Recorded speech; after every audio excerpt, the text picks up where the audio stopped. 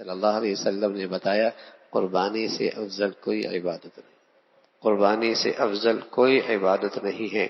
خود پیغمبر علیہ الصلوۃ والسلام ان 3 دنوں میں انتہائی اہتمام سے قربانی فرمایا کرتے تھے۔ ہاں اللہ نے اور وسائل دی ہیں، اور نیکیوں کے کاموں میں خرچ کیجئے اور خیر کے کاموں میں خرچ کیجئے، لیکن عبادت کے بدلے میں دوسری یہ سمجھ لینا کہ اس کے بدلے میں دوسری عبادت کرنے سے ثواب زیادہ ہے، یا اس سے یہ عبادت ادا ہو جائے گی کہ کوئی آدمی کہ میاں روزہ رکھنے سے چونکہ کام کاج میں حرج ہوتا ہے روزہ نہیں رکھتے، غریبوں کی خدمت کر لیں گے، میاں نماز پڑھنے سے وقت کا حرج ہوتا ہے نماز نہیں پڑھتے مسکینوں کی خدمت کر لیا کریں گے۔ ظاہر ہے ایک عبادت کے بدلے میں دوسری عبادت نہیں بدلا ہوا کرتی ہے۔ اور پھر یہ قربانی کی وقت ایسا ہوتا ہے کہ ساروں کو دوسری بہت ساری خدمت کی شکلیں نظر آتی ہیں، لہو لعب میں کروڑوں روپے خرچ ہوتے ہیں، اربوں روپے خرچ ہوتے ہیں، اور فضولیات اور لغویات میں اتنا بڑا بڑجٹ صرف ہوتا ہے، وہاں کسی کو یہ سمجھ بھی نہیں آتی کہ ان لغویات سے اچھا ہے قوم کی تعمیر میں لگا لیا جائے، قوم کی جسے کہیں کہ صحت پہ لگا لیا جائے، قوم کی تعلیم پہ لگا دیا جائے۔ کہیں سے یہ آواز نہیں کانوں میں پڑتی، نہیں کوئی لکھنے والا لکھتا، لیکن یہ قربانی کا وقت آتا ہے تو سب کو اس قسم کی کہانیاں یاد آنے لگتی ہیں۔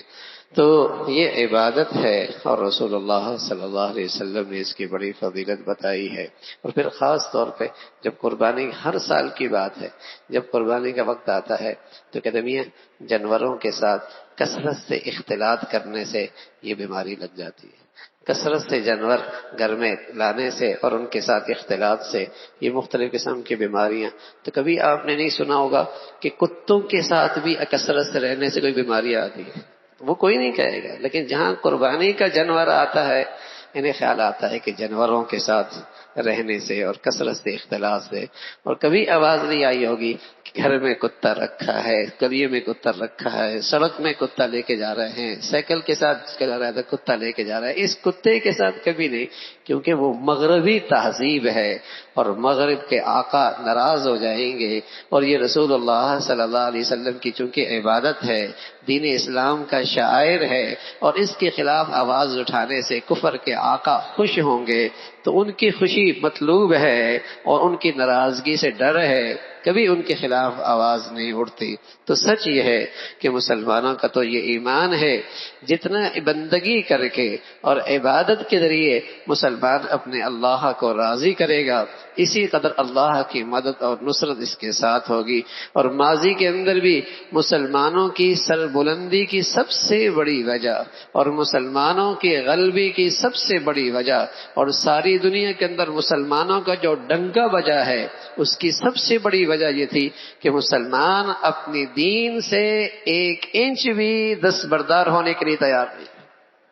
مسلمان اپنی ایمانی اور دینی زندگی سے 1 انچ بھی دستبردار ہونے کے لیے تیار نہیں تھے۔ اور عمر فرمایا کرتے تھے رضی اللہ تعالیٰ عنہ، اعزنا اللہ بالاسلام، ہم آج جو کچھ بھی ہیں یہ صرف اسلام کے بدولت ہے۔ اعزنا اللہ بالاسلام، آج جو ہم عزت کے اور غلبے کی بلندیوں پر پہنچے ہوئے ہیں اس کے پیچھے کیا چیز ہے؟ اعزنا اللہ بالاسلام، ایمانی اسلامی زندگی ہے۔ اور فرمایا کرتے تھے وَمَن يَبْحَثْ دُونَهُ أَضَلَّهُ اللَّهُ، اور جو اسے چھوڑے گا اللہ اسے ذلیل و رسوا کر دے گا۔